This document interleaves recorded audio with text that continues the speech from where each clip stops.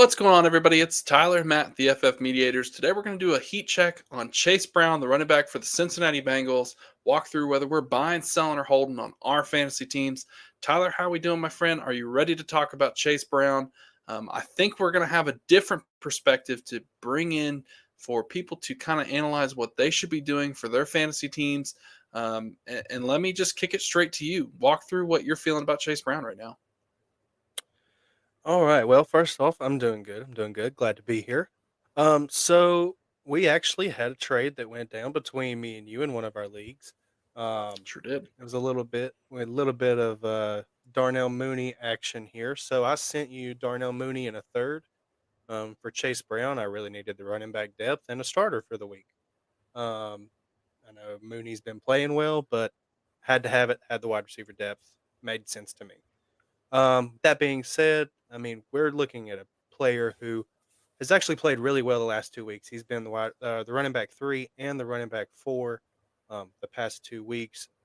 He's been playing really well since Zach Moss has went out. I know Coach has some gripes about his pass blocking skills, but I do think that kind of gets counteracted here in fantasy. As last week we saw him have 11 targets, with 9 catches on those, and that's some stat padding, man. That's free points you're going to get no matter what. Um, but I know we kind of have a little bit of disagreement. I think he's a little bit of a buy if you need that running back production. If you've got him, I think you hold him for now. But I think you kind of have a little bit of a different opinion, right? Yeah, for me, he's a sell. I mean, just kind of looking at the last 2 weeks, yeah, like you said, he had the 11 targets, which is just incredible. So I'm not going to deny his fantasy involvement there. But when I watch him play, he definitely struggles with vision. I think the transactions that the Bengals are making kind of gears me towards they know that they need to solve this problem. They have not been able to rush the ball effectively or efficiently all year. Losing Joe Mixon has been a big impact to this team, and I expect them to try and solve that. While I think Chase Brown is a serviceable player and a guy who will stick around the league and have that role, especially as a pass catcher, I don't think he can handle the three down workload that the Bengals have traditionally done, nor do I think he can handle, really being the guy for the first two downs. You mentioned coaches' concerns about him blocking. I do think there's something to be said for that.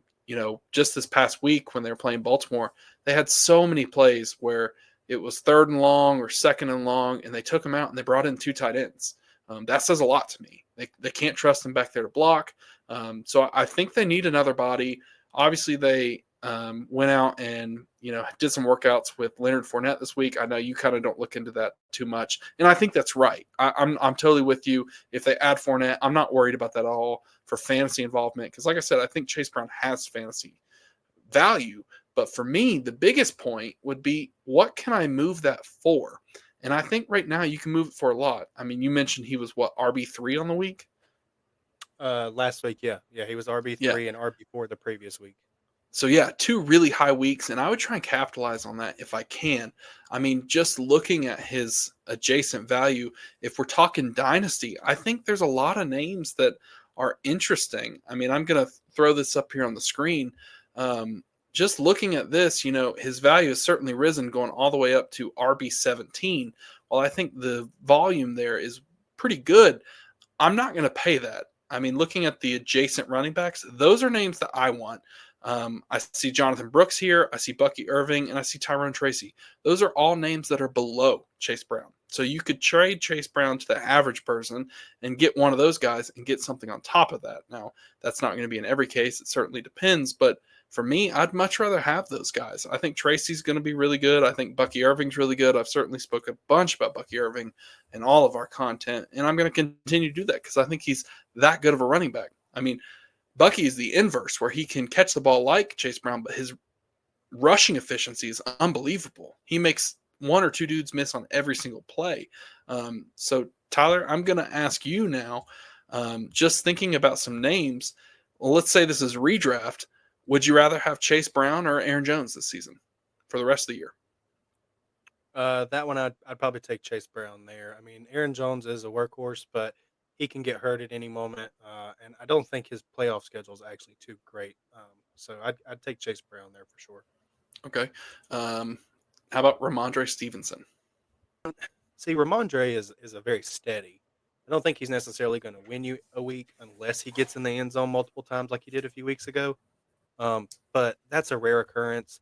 I'll take the targets of Chase Brown over Ramondre at that point. Yeah. Well, let's hit some dynasty questions because I know we talk a lot about dynasty. It's kind of our favorite format with Chase Brown. If you were to, peg his value, what would you say his value is right now in dynasty? I think that depends, really. I mean, I think he's worth at least a second. Probably mid to late would probably be about where I would put it. The later you go, I would say probably at a third there.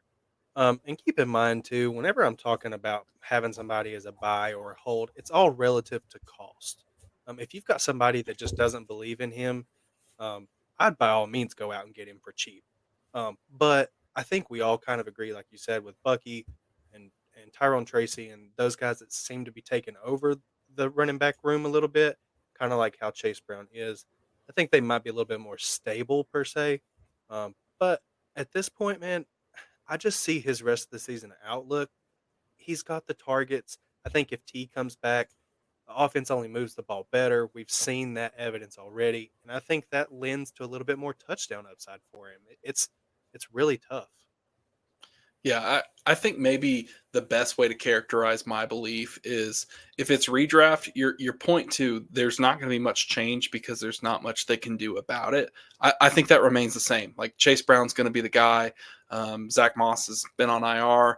I don't care about Leonard Fournette. They traded for Herbert. I think Herbert's going to have some sort of involvement. I don't know how much that's going to be. I don't think it necessarily will be 50% of the snaps like Chase Brown was kind of doing earlier with Zach Moss. I mean, Herbert's first play, he fumbled. Like that was just brutal to see. It was tough to watch. So, how much do they trust him? I don't know. I really don't. I know that Chase Brown's going to be out there because they know he can catch the ball and they're going to hand it off to him to try and establish the run. But I think moving forward in the future, more on a dynasty perspective, that's where I have concerns.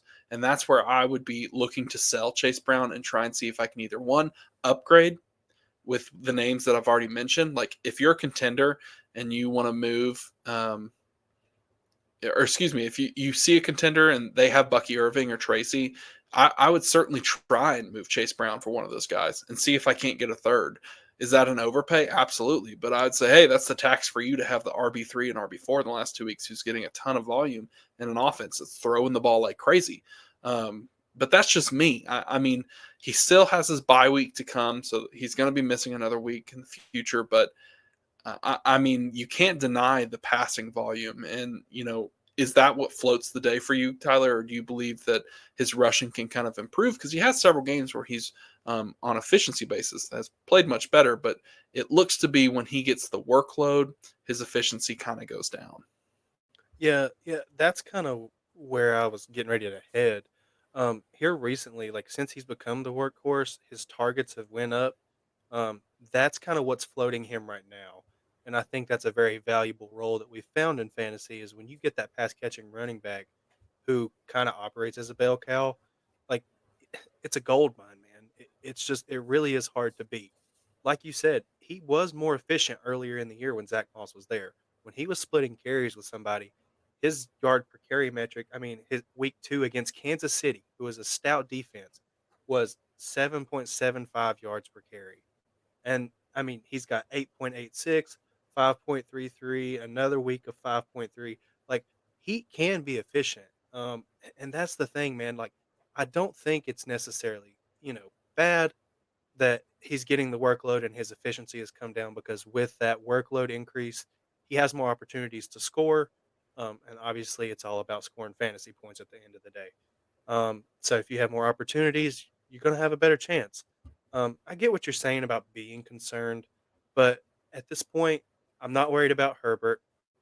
If Leonard Fournette does sign, definitely not worried about Leonard Fournette. I mean, the dude's like 29, 30 years old and can't stay on a team at this point. And I even heard a name mentioned about maybe a Gary Brightwell being signed. If that's his competition for the year, I mean, we don't think Zach Moss is coming back. I think rest of the season, man, especially if you're contending, I think he's a good. Yeah, I think for me, if I can add him to a redraft roster, I'll certainly do it if I need a running back. Like I said, Dynasty, I just have concerns with how committed they will be to him. I mean, he was a day 3 pick a few years ago. And again, that's not to say I think he's fallen out of the league, because I think he's staying in the league and I think he's going to stay involved with the Bengals. It's just a matter of how does this elite offense grow? Because, like I said, they miss Joe Mixon.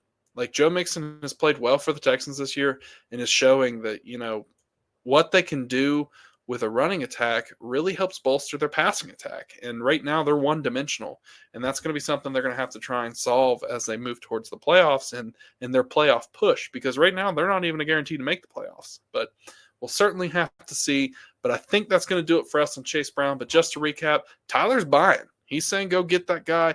He's going to be an RB1 for the Bengals here to finish out the season. Lots of fantasy value, lots of targets to go and get. For me, I'm going to hold and redraft. If it's Dynasty, I'm selling. And I'm selling quick. Capitalize off those last 2 weeks. Go look at the names that we talked about here. But be sure to let us know in the comments below what you're doing with Chase Brown. Let us know if you've done a recent trade. We'll be interested to know about that. Be sure to follow us on X at the FF Mediator. Subscribe to the YouTube, and please hit that like button. It greatly helps us out. And of course, you can catch us live every single Wednesday at 8:30 Eastern. We'll be live with the Face Off Sports Network, answering your questions live, real time, about anything having to do with fantasy. But until then, we will see you next.